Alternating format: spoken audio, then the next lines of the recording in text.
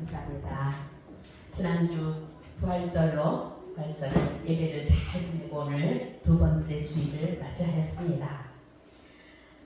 우리 대한민국에 140년 전에 이 땅에 복음의 씨앗이 심겨졌습니다. 장로교 언더우드 선교사와 또 감리교 아펜젤러 선교사가 복음을 가지고 이 땅에 들어왔지요. 그때가 바로 대한민국의 등불을 밝히는 역사의 귀한 날이었을 것입니다. 맞습니다. 복음이 들어오면서 우리 대한민국은 부유해졌고 또 지금의 우리도 이곳에 서 있는 저도 예수님을 영접하는 역사가 있었던 거죠. 자, 잠깐 정리를 해봅니다. 사순절이란 이미 다 우리 담임 목사님을 통해서 여러분들 교육을 다 받으신 줄 믿습니다. 그러나 또 제가 말씀을 선포하기 위해서 잠깐 정리하고 갑니다. 사순절이란 부활절 전에 주일을 빼고 40일입니다. 그리고 사순절의 마지막 주간이 고난주간이지요. 고난주간의 그 금요일이 성금요일입니다. 자, 그 성금요일에 예수님께서 십자가에 못 박히시고 또 달리셨습니다. 그리고 창에 찔리시고 돌아가셨던 그 예수님께서 안식 후 첫날 지난주 새벽에 부활하셨지요. 그러나 무엇보다 중요한 것은 내 마음속에, 우리의 마음속에 예수님은 부활하셨다라는 그 분명한 확신이 내 마음속에 있는지 다시 한번 검토해보는 시간이 필요합니다. 부활의 분명한 확신이 있다면 우리에게도 부활의 은총이 함께 하심을 믿으시고 소망의 삶을 살아가시는 저와 여러분들 되시기 바랍니다. 우리는 보잘것없는 자들입니다. 하나님 앞에 죄인들이지요. 그러나 하나님께서 무덤 가운데 계신 예수 그리스도를 살리신 것처럼 오늘 우리를 살리셔서 날마다 회복시키시고 새롭게 하시는 그 은혜가 함께 하심을 믿으시기 바랍니다. 그래서 이렇게 정말 감사로 예배를 드려주는 우리 예배자로 또 하나님이 불러주셨잖아요. 그래서 이렇게 드릴 수 있는 것이 축복이고 감사인 것 같습니다. 하나님의 은혜입니다. 자, 우리 부활의 증거를 몇 가지 말씀을 드리고자 합니다. 1절을 함께 읽어보시기 바랍니다.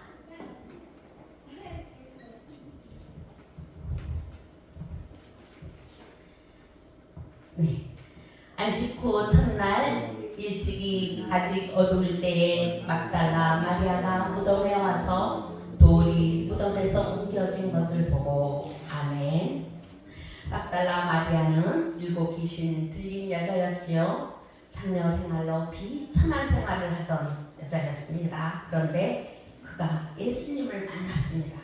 예수님이 귀신을 쫓아내시고 또 그 비참한 생활을 하던 그 더러운 죄를 용서해 주시고 정말 그는 누구보다도 더 예수님을 사랑해서 그 캄캄한 밤에 무서워하지도 않고 그 무덤을 향해서 달려갔을 것입니다. 그런데 무덤을 막았던 큰 돌이 사라졌고 예수님의 시체가 보이지 않아 얼마나 깜짝 놀랐겠습니까? 자, 2절을 한 번 더 읽어보시겠습니다. 시몬 베드로와 예수께서 사랑하시던 다른 제자에게 달려가서 말하되 사람들이 주님을 무덤에서 가져다가 어디 두었는지 우리가 알지 못하겠나이다. 아멘. 예수님이 부활하신 것을 알지 못하는 막달라 마리아는 예수님의 시체가 보이지 않으니까 제자들을 찾아갔습니다.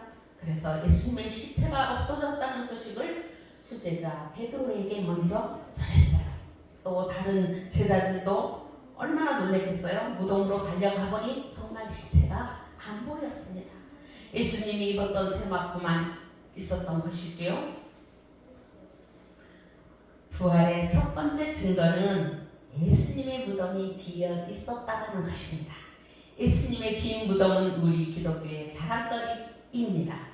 어떤 집사님이 사우디아라비아에 가서 일을 하는데 한 이슬람교 신자가 막 자랑을 하더라는 거예요. 우리 이슬람교는 하루에 5번씩 기도를 해. 그리고 우리 이슬람교를 창조한 죄송합니다. 마호메트는 메카라는 곳에 무덤이 크게 있다는 거예요. 그래서 우리는 그곳을 순례를 한다고 하면서 자랑을 하더래요. 그래서 그 말을 듣고 그 집사가 딱 이렇게 말을 한 거예요. 그래, 이슬람교 교주는 마호메트가 죽어서 그 무덤에 묻혀 있지, 커다란 무덤을 자랑하고 있지. 그러나 우리 예수님은 죽었지만 사흘 만에 부활하셔서 무덤에 계시지 않아. 그래서 그 빈 무덤이 우리 기독교에는 자랑이다 라고 대답을 했다는 거예요. 자, 불교 석가모니의 무덤은 어디에 있습니까? 인도 능수에 있습니다. 유교 공자의 무덤은 중국 산동성에 있고요. 이슬람교의 그 마호메트 무덤은 아라비아 메카에 있고 무덤을 그들이 자랑하고 무덤을 순례하고 있지만, 그러나 우리 예수님의 무덤은 비어 있어. 자랑할 것도 없고 순교할 것도 없습니다. 그러나 세상에 많은 종교 가운데 기독교만이 생명의 종교이지요. 기독교만이 부활의 종교인 것을 우리는 자랑해야 됩니다.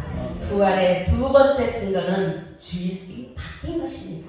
구약시대의 토요일을 안식일로 지켰는데 신약시대에 안식일을 주일로 지키는 이유가 무엇입니까? 여러분 다 아시죠? 예수님이 안식 후 첫날 일요일에 죽음을 승리하시고 부활하셨기 때문입니다. 그래서 그 요일을 주일로, 안식일로 주일을 지키는 것입니다.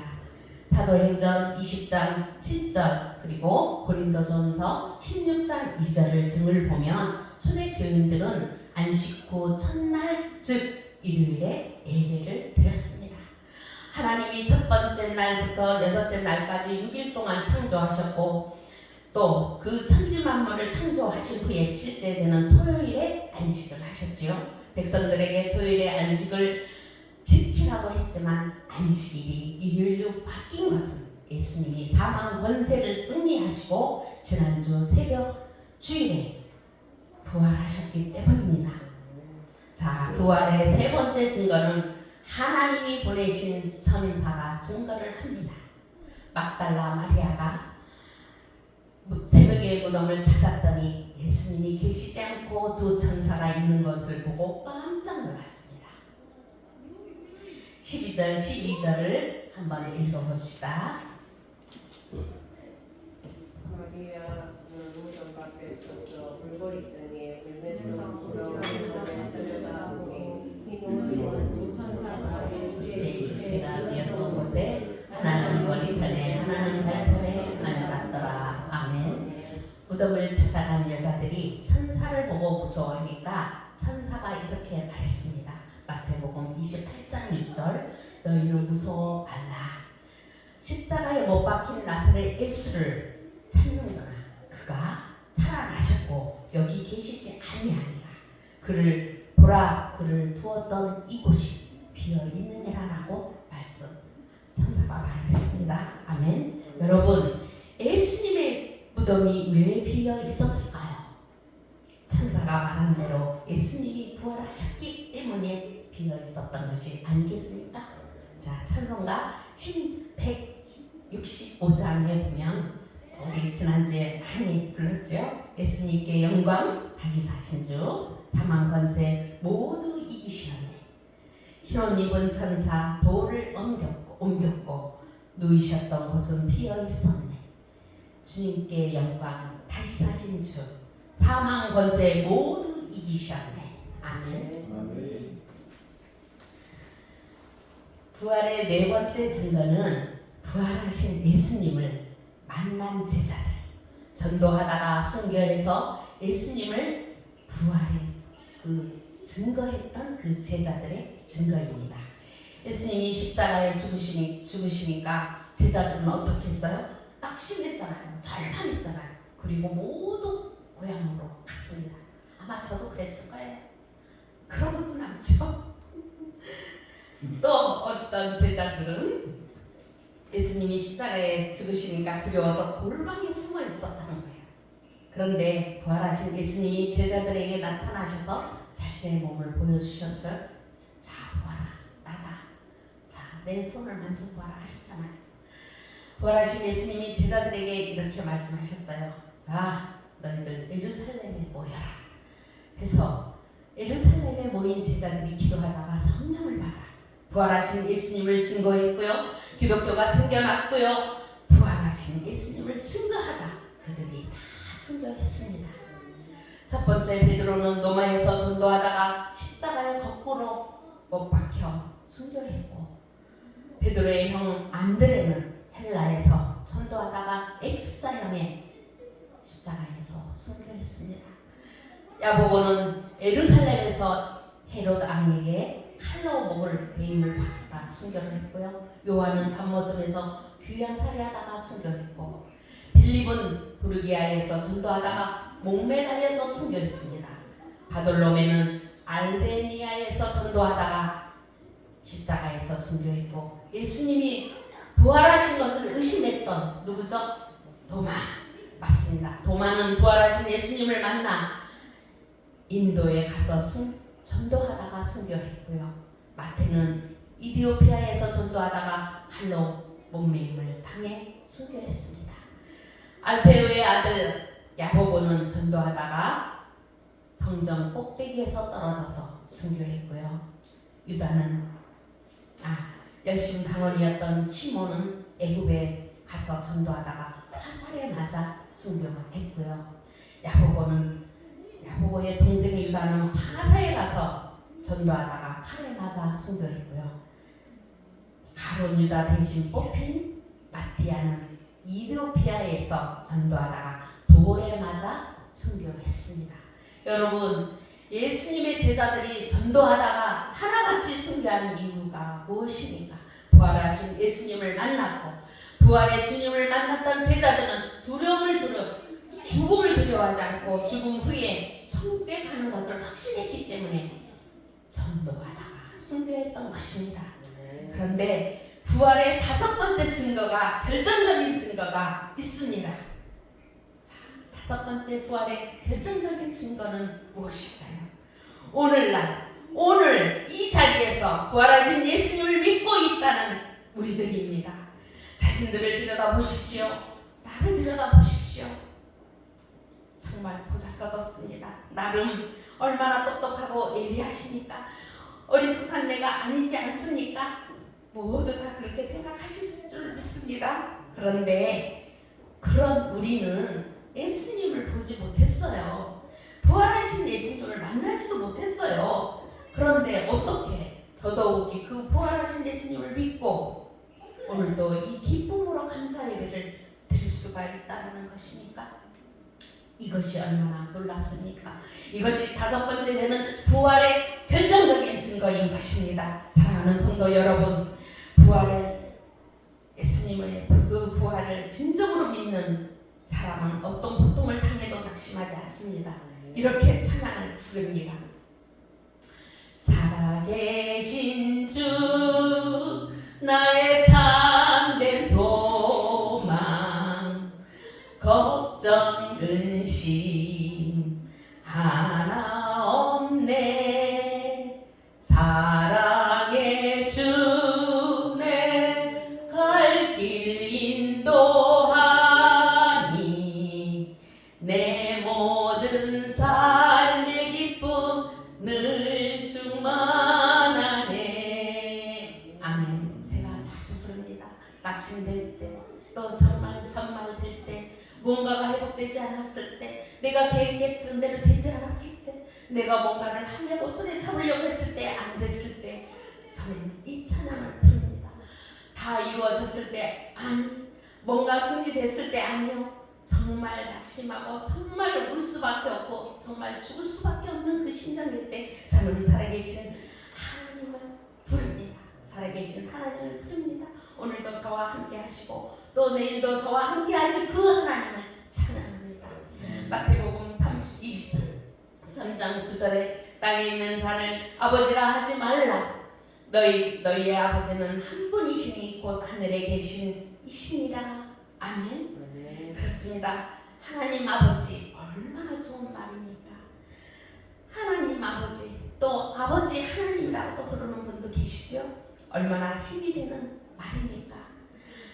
하나님은 우리를 사랑하시는 아버지, 우리를 도와주시는 아버지, 또 우리를 좋은 곳으로 인도하시는 아버지, 또 정말 힘들고 절망인 그 가까이에 갔을 때까지도 우리와 동행하시며 우리를 지키시고 우리를 끌어내시고 인도하시는 그 하나님이신 줄 믿습니다.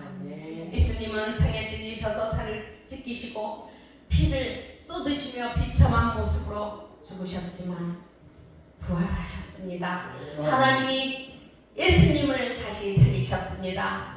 중요한 것은 창으로 찌르고 유대 군병들을 향해서 대적하지 않으셨습니다. 그들을 향해서 대적하지 않으셨습니다. 침뱉고 욕하는 유대인들을 맞서서 욕하지 않으셨고요. 그대로 받아들이셨습니다.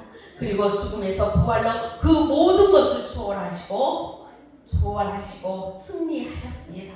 네. 오늘 감사로 예배를 드리는 우리 모두에게도 이런 부활의 영광이 있으시길 소망합니다. 나를 향하여 욕하고 나를 향해서 뭔가를 심장을 찌르고 나를 향해서 나를 괴롭게 하는 자들이 있으니까 그들과 우리는 맞서지 않습니다. 왜? 부활의 영광에 그 모든 대적을 맞서서 승리하신 예수님을 정말 구주를 믿고 그분을 의지하기 때문에 우리는 그런 일에 맞서지 않습니다. 주는 교회에 계신 모든 성도들은 그런 분들이 다 되실 줄 믿습니다. 과거에는 예수 부활, 내 부활 이렇게 외쳤었잖아요. 저도 어린 시절에 예수님을 몰랐지만 이런 사람은 들었어요. 그게 복음이었는데 그 귀한 진가를 그때는 몰랐습니다. 예수님만이 부활하시는 것이 아니라 오늘날 살아가는 우리도 부활하여야 합니다. 죽음 이후에 천국에서 부활하는 기정을 알고 이 땅에서 살아가고 있는 우리도 은혜로운 영광의 모습으로 변화되는 영광의 부활, 낙심과 절망과 억울함과 어떤 온통함이 있다 할지라도 그 염려의 모습에서 감사와 기쁨과 화평이 날마다 나올 수 있는 것은 우리 이런 변화된 모습으로 살아가는 우리 그리스도인들이기 때문이 아닐까 싶습니다.